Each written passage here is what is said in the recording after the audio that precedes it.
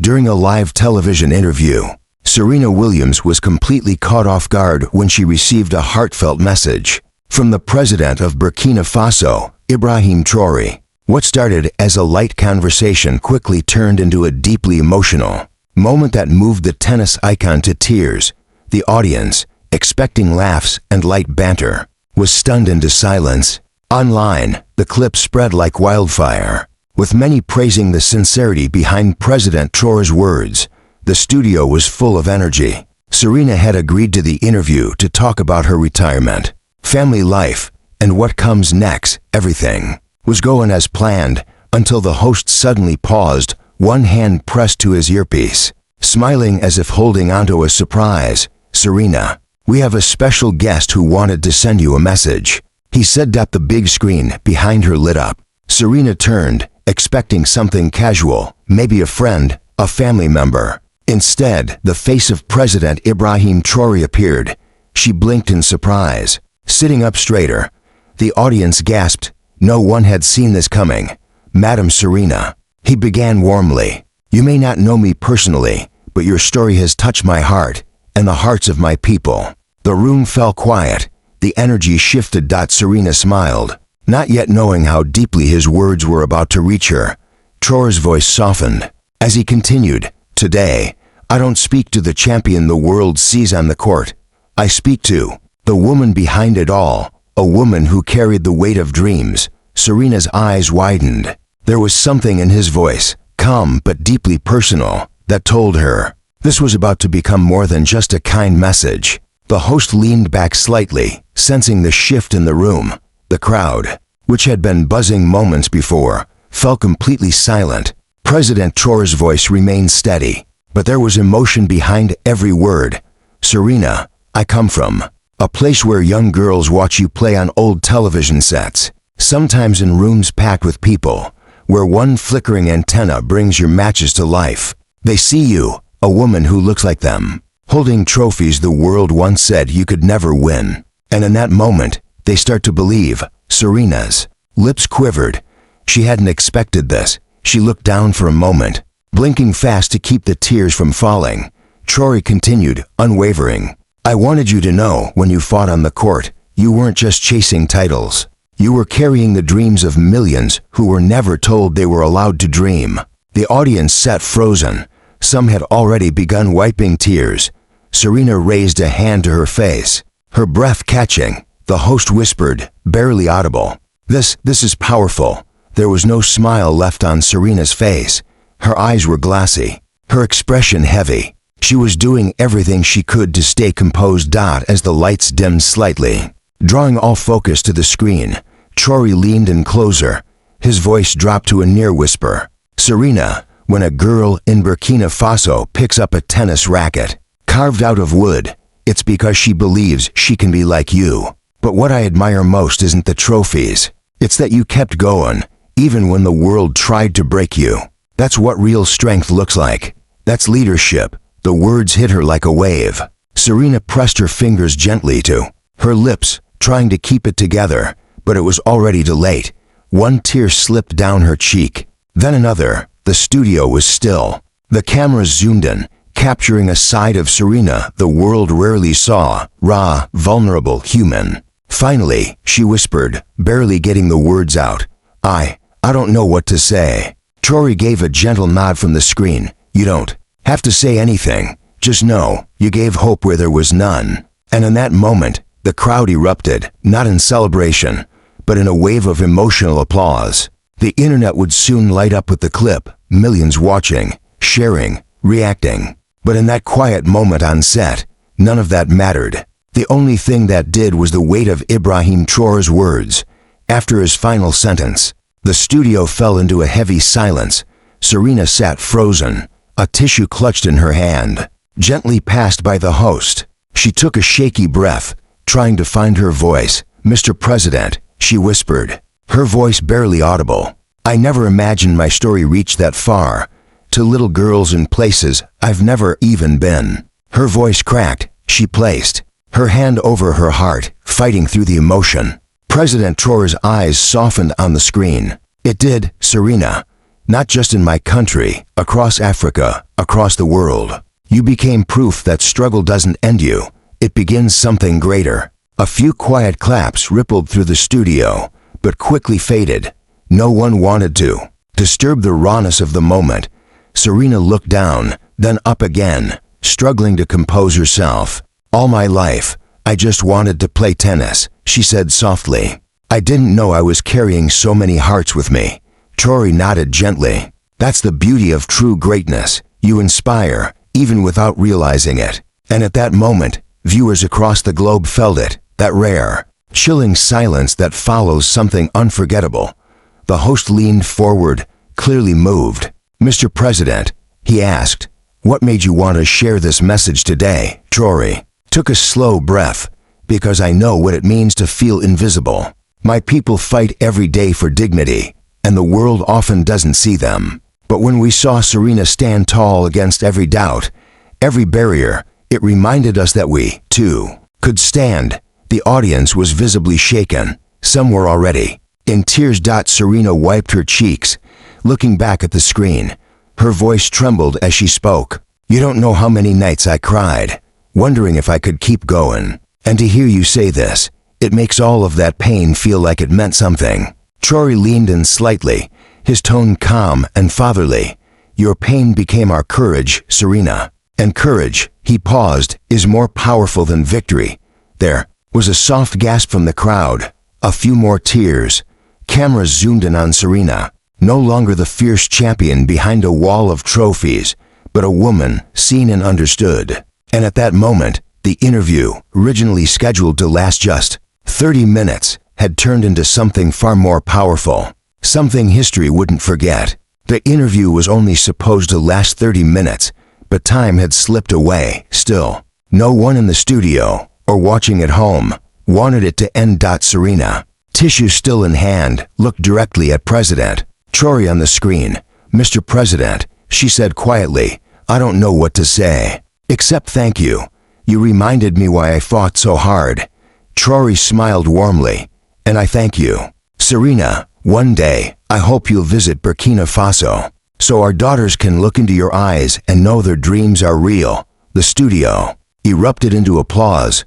Many stood to their feet, clapping through tears. Serena covered her face with her hands, overwhelmed. I promise, she whispered, voice cracking. I will come. The host, clearly holding back emotion, looked at the audience and then into the camera. Ladies and gentlemen, this wasn't just an interview. This was history, outside the studio. The world was already reacting. Clips of Serena's tears and Traoré's message were everywhere. Social media lit up instantly. Twitter, Instagram, TikTok, every platform flooded with posts about what had just unfolded. Hashtags like hashtag Serena Tears, hashtag Traoré Hope, and hashtag Burkina Rising started trending across continents. One user on Twitter wrote, I just watched Serena Williams break down on Live TV because of President Traoré's words. I've never seen something so raw and real. Instagram filled with reels capturing the exact moment Serena whispered, I promise I will come. Millions watched, liked, commented. So many said they cried watching it. But away from the noise, back in her hotel room, Serena sat quietly on the edge of the bed. She replayed the moment over and over in her head. She turned to her sister Venus, who had been silently watching with her. I've won championships, Serena whispered, but nothing ever touched me like that. It felt like God was speaking through him. Meanwhile, in the heart of Ouagadougou, people gathered around televisions in cafes, shops, and homes. Some stood in silence. Others wiped their eyes, whispering to one another, they see us now. This was no longer just an interview. It was turning into a movement. And by the next morning, Serena's phone wouldn't stop buzzing. Messages poured in from friends, fellow athletes, actors, leaders. And that was only the beginning. Former rivals called to tell her how much the interview had moved them. But the moment that broke her completely came from a little girl in Africa. The TV station had arranged the call. Her name was Awa, a soft-spoken girl from a small village in Burkina Faso. Her voice was quiet, but clear. Miss Serena, I saw you cry. I want to be like you.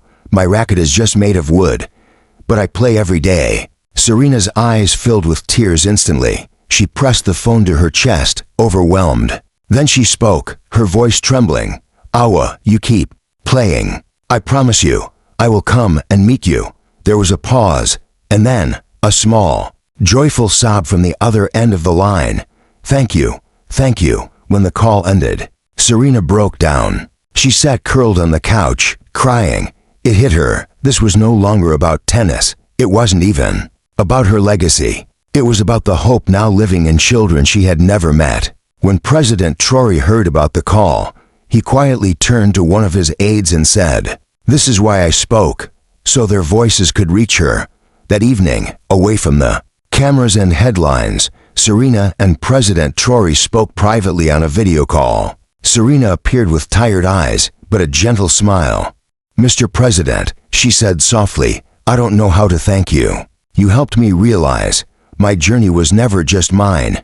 Traoré leaned in toward the camera, his expression calm but full of purpose. "Serena," he said, "trophies will one day gather dust, but the hope you've placed in the hearts of millions, that will never fade. That is your true legacy." Her lips trembled. She wiped her eyes again. "Do you know what people are saying online?" she asked. "They're calling you the most genuine leader they've ever seen."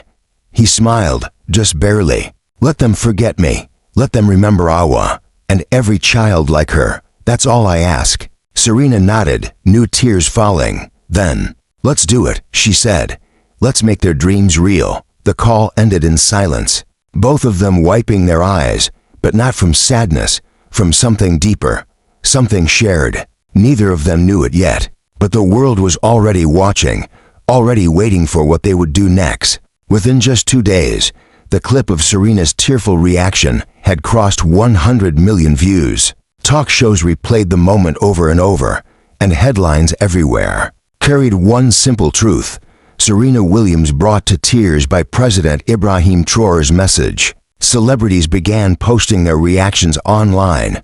One actor wrote, "I've never cried watching an interview before. What a moment of truth." But what meant the most to Serena weren't the celebrity voices.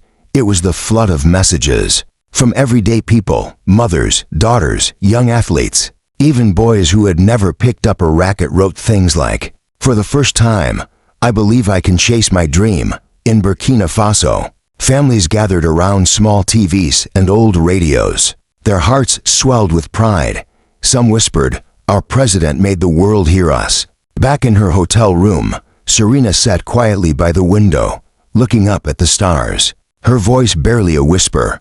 Maybe this is the start of something bigger than me." And for the first time since she retired, she didn't feel like her journey had ended. She felt it was still unfolding.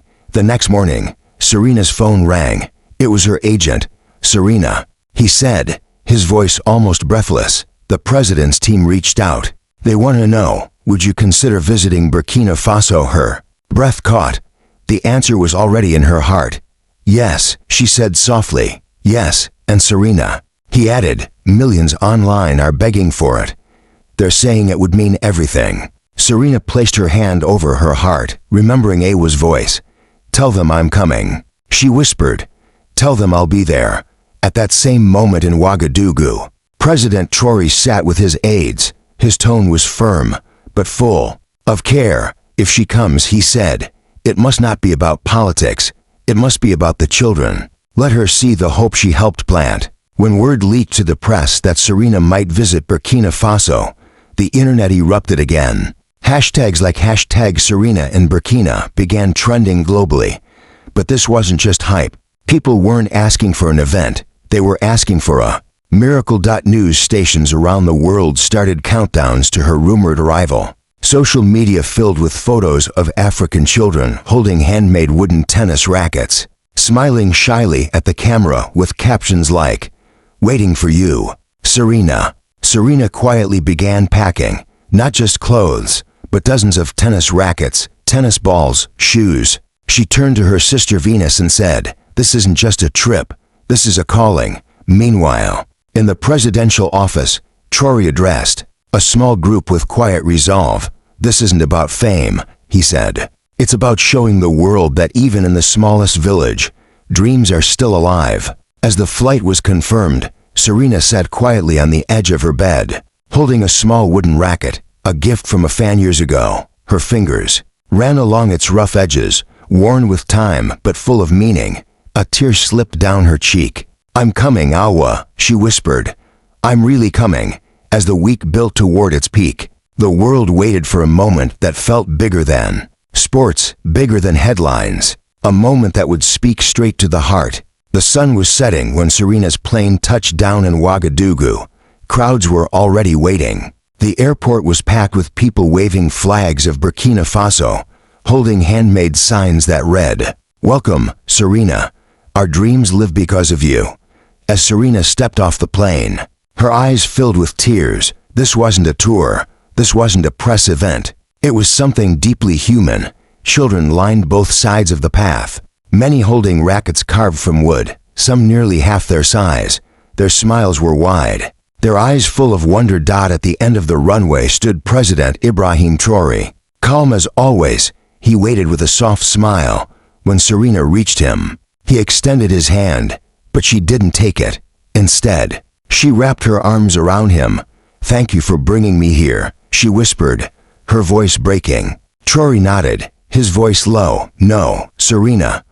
Thank you for coming." The crowd broke into cheers.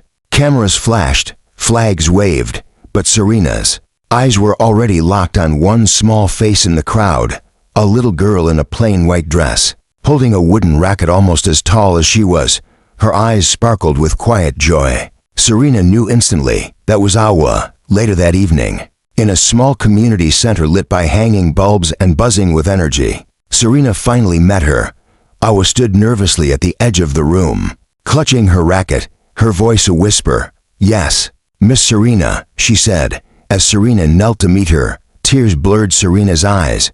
"Awa, is that you?" The little girl nodded, lips trembling. Serena pulled her into a hug and held her tightly, sobbing gently into the small shoulder. The entire room fell still. People wiped their eyes. Even the children didn't move. And in the back of the room, President Traoré stood watching, hands folded, his face full of emotion. "I brought you something," Serena said softly. She reached into her bag and pulled out a brand new tennis racket, gleaming, wrapped in ribbon. She handed it to Awa gently. The little girl gasped. Her hands trembled as she held it like a treasure she had only ever dreamed of. "Now," Serena whispered, "you'll play with this, and one day, I'll be in the stands, watching you win." Awa looked up at her, her eyes wet. "I promise, Miss Serena. I will." The room erupted in applause. People clapped through tears. Even President Traoré blinked fast, his eyes shining in the dim light. And in that quiet village, in a small room with peeling paint and full hearts, something unforgettable had just taken root. Let me know when you're ready for the final segment. The next day, a massive gathering filled the main square of Ouagadougou. Thousands had come, not just to see Serena, but to stand in the presence of a moment that had already changed lives. Serena stood on stage, holding Awa's hand tightly. She stepped up to the microphone, looked out at the sea of faces, and took a breath. Her voice cracked as she began. "I came here thinking I was retired, but now I know my journey is just beginning, because this isn't about me. It's about every little girl who dares to dream." The crowd erupted with emotion. Some cheered, many cried. Then President Traoré stepped forward. His voice was steady, calm, filled with warmth. The world saw Serena cry, but today we see her stand, and in her strength, our children see their future. Serena reached for Awa's hand again. The applause grew louder, echoing through the city streets like thunder. That night, news outlets across the globe carried the story. Serena and Traoré inspire millions in Burkina Faso. But for Serena, the moment that mattered most came quietly, when Awa looked up at her and whispered, "Thank you for coming." Serena smiled through tears. That one sentence made every step, every tear, worth it. On her third day in Burkina Faso, Serena organized a small tennis match for local children in Ouagadougou. The court wasn't fancy, chalk lines on the ground, a simple net strung between two wooden poles, but the energy was electric. Awa stepped onto the court proudly, holding the new racket Serena had gifted her. The crowd cheered as Serena tied a small ribbon in her hair and bent down. "This is your moment," she whispered. The children played with laughter, chasing every ball like it was a dream they could finally touch. Serena stood at the edge, clapping. For each point, tears rolling down her cheeks. President Traoré leaned in quietly beside her. "Do you see, Serena?" he said. "This is hope taking shape." She nodded, too full to speak. For the first time in years, she wasn't watching a tennis match. She was watching the birth of something beautiful. By the end of the game, the crowd had begun chanting "Awa, Awa." The little girl raised her racket high, beaming. Serena covered her mouth, whispering to herself, "She's going to change the world." That evening, under a star-filled sky, Serena and President Traoré sat side by side, listening to distant drums and laughter rise from the city square. "Mr. President," Serena said quietly, "I thought my career ended when I left the court. But today, you showed me it was only just beginning." Traoré smiled gently. "True greatness doesn't end when the game ends," he said. "It begins when you give your victory to others." Serena wiped her eyes. "You've changed me. I'll never forget this." He placed a hand over his heart. "And we will never forget you." They sat together in silence, looking up at the stars. It wasn't about fame. It wasn't about politics. It was about the quiet bond between two souls who believed in something bigger than themselves. Later that night, Serena posted a photo of Awa holding her new racket. Her caption read, "This week, I found my purpose again. Thank you, Burkina Faso. Thank you, President Traoré." The post went viral instantly, breaking records around the world. On her final day in Burkina Faso, Serena prepared to leave. At the airport, crowds had gathered once more, singing, waving flags, shouting her name. Awa clung to her hand, refusing to let go. Serena knelt in front of her, tears streaming down her face. "Awa," she said, "remember what I told you. Keep playing, and when you win your first championship, I'll be there." Awa nodded, her voice firm and clear. "I promise, Miss Serena." President Traoré walked over, wrapping Serena in a warm embrace. "You didn't just visit us," he said softly. "You became one of us." Serena smiled, holding back tears. "And you showed me what real leadership looks like." As she boarded the plane, the crowd behind her erupted one last time, chanting her name, waving, singing. Serena looked out the window, her heart full. She knew this wasn't goodbye. It was the beginning of something far greater. Across the world, headlines carried one simple message: Serena Williams and Ibrahim Traoré inspire a generation. And now, dear viewers, if this story moved you, if it made you cry, or smile, or believe in hope again, don't leave quietly. Hit like, tap subscribe, and share in the comments what touched you the most, because just like Serena and Traoré, together we can keep the flame of hope alive. If this story touched your heart, don't scroll away silently. Leave a comment below. Tell us which moment moved you the most. Tap like, hit subscribe, and help us share this message of hope with the world, because sometimes all it takes is one story to remind us that dreams are still alive.